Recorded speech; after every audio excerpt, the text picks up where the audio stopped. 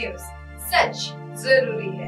नमस्कार दर्शकों, ये MNS न्यूज नेटवर्क और आप देख रहे हैं MNS न्यूज टीम। मैं हूं आपके साथ शुभांगी। तो आइए देखते हैं आज की कुछ खास खबरें। ज्ञानवापी मामले पर मायावती की पहली प्रतिक्रिया।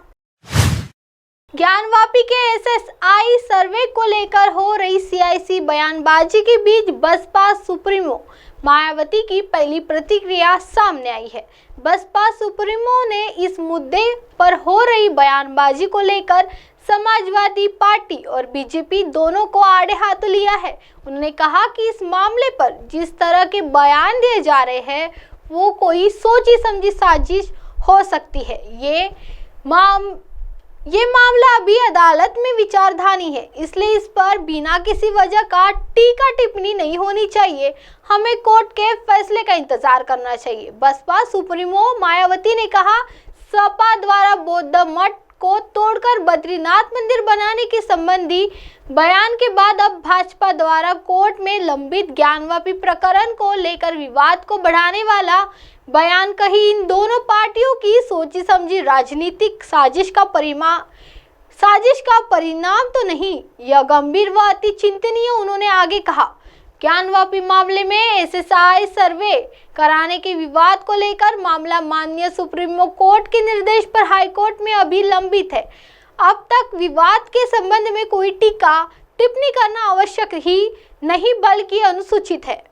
कोर्ट के फैसले का सम्मान और इंतजार करना जरूरी। दरअसल सीएम योगी आदित्यनाथ ने हाल ही में एक इंटरव्यू में कहा, ज्ञानवापी को मस्जिद कहा जाएगा तो फिर उस पर विवाद होगा। उन्होंने पूछा कि वहां पर त्रिशूल क्या कर रहा है, वहां की दीवारें चीख चीख कर गवाही दे रही है।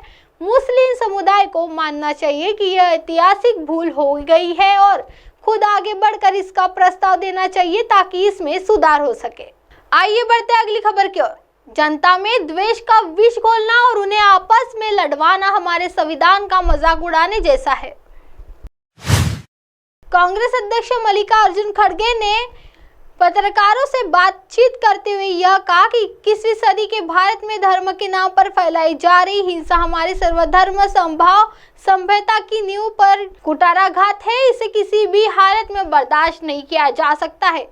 हरियाणा के कुछ हिस्सों में जो चल रहा है या फिर जो RPF कांस्टेबल ने किया वो भारत माता के सीने पर गहरे जख्म देने जैसा है।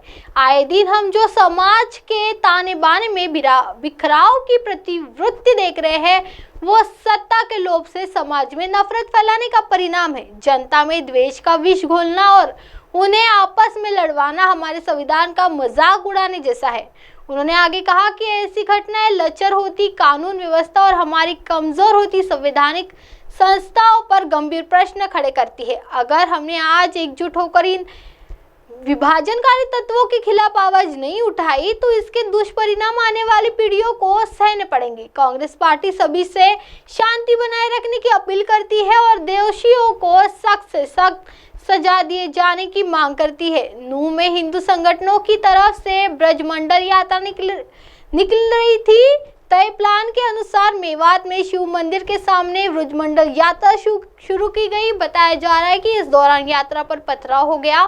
ब्रजमंडल यात्रा में बजरंग दल के कई कार्यकर्ता पहुंचे थे। बताया जा रहा है कि मोनू मानेसर ने पहले वीडियो शेयर कर यात्रा से ज्यादा लोगों से पहुंचकर अपील की थी। मोनू मानेसर ने यह भी कहा था कि वो खुद भी इस यात्रा में शामिल होगा, लेकिन मोनू मानेसर यात्रा में शामिल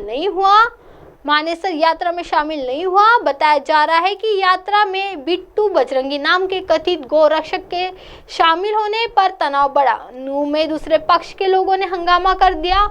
हिंसा में 3 लोगों की मौत हुई है और 15 लोग घायल है। इस हिंसा के बाद पूरे इलाके को छावनी में तब्दील कर दिया गया है। इंटरनेट पर 3 दिन के लिए रोक लगा दी गई है। अब आप हमारे चैनल को आपके मोबाइल पर भी देख सकते हैं। मोबाइल ऐप पर देखने के लिए play store MNS news T download करें।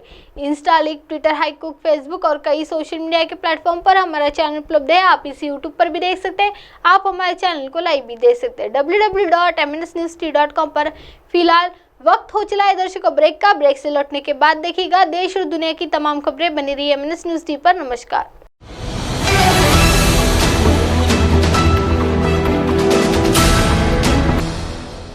ये है MNS न्यूज नेटवर्क। और आप देख रहे हैं MNS न्यूज।